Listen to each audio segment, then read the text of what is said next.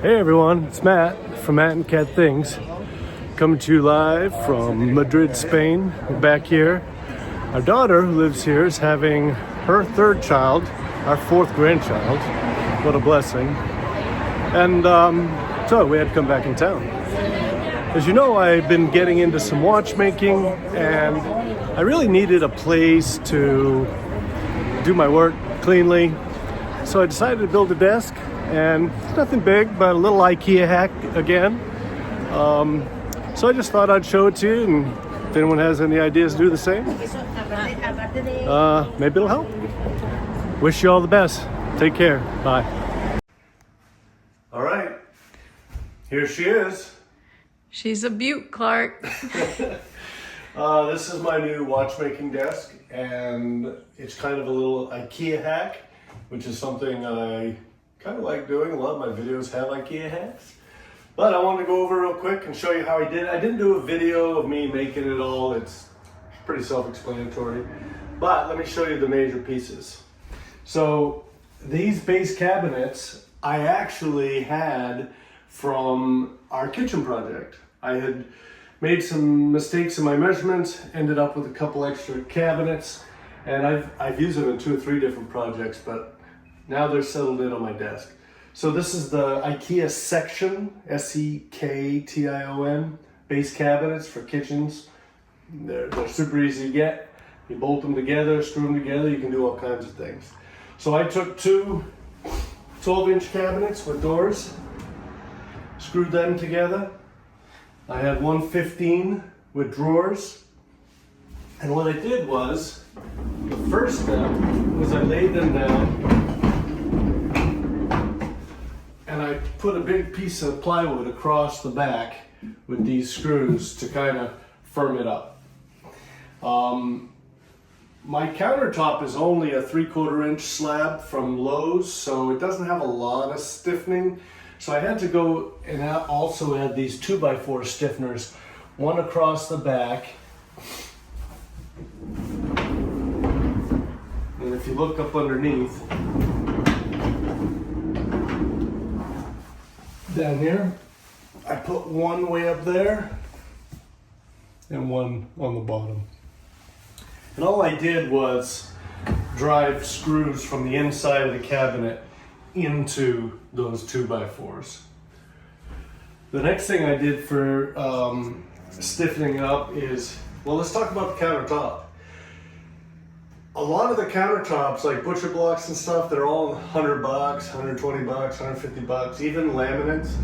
So in the project section at Lowe's, they have these, this was 24 inches by 6 feet, $44.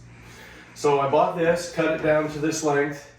The only issue is that because this is 24, kitchen countertops are actually 25. Because the cabinet's 24 and you want this overhang.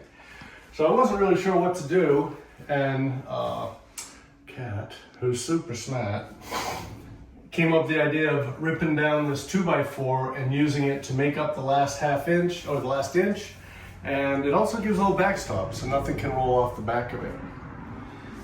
What else? And I screwed that through the back of this into here, pre-drilled all the holes. What else? Oh, look way down. Let's get on the floor. Can you see all these casters, these wheels? You saw me pushing it around. These are Harbor Freight 3-inch polyurethane casters. You notice I have quite a few. So what happened was I just did them on the outer edges, and I just did them like on this edge and this edge. And because this isn't wicked stiff, the thing the weight of these cabinets kind of brought it down a little. So I ended up putting the casters under the edges of all the cabinets, and it's solid now. Espresso stain, polyurethane on top, and my favorite touch, of course, I don't know who's picking up on it, for my watchmaking desk is this beautiful Rolex screen, which I'm in love with. So, pretty simple to make, didn't really cost me a lot of money, I don't know if I saved any money in the end, but I did it, and I got to reuse some old stuff. So everything here I had in my house, except this top. So, all right, maybe I'll get a shot in here with my stuff on it after.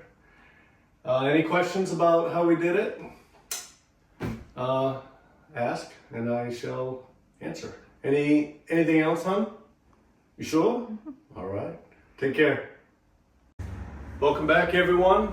I told you I'd bring you back after we loaded everything up on the desk. There is one big change to before. When I set up the desk, I had this monitor sitting on its stand right on the desk, and I kind of thought it was taking up too much room. So what I did is I basically just took this 2x6 and stained it to match this top and bolted it top and bottom on the back. And then that allowed me to mount this monitor here on the stand. I can pull this monitor out and use it anywhere in the room or right here. So this monitor, what it's doing for me is I have my iPhone magnifying as a macro lens down to my work. I AirPlay that to my Apple TV. My Apple TV is connected to this monitor. And then I can also watch YouTube videos if I'm looking how to fix something. So we've got a little tour here. We got the ultrasonic cleaner. That's a new tool we bought since our last tool video. If you go back and watch, I have a video where I talk about where I bought all the tools, which ones we got, and trying to save a little money. So go back and watch that video. But since then, we've bought the ultrasonic cleaner. Here's a few watches that I'm currently breaking.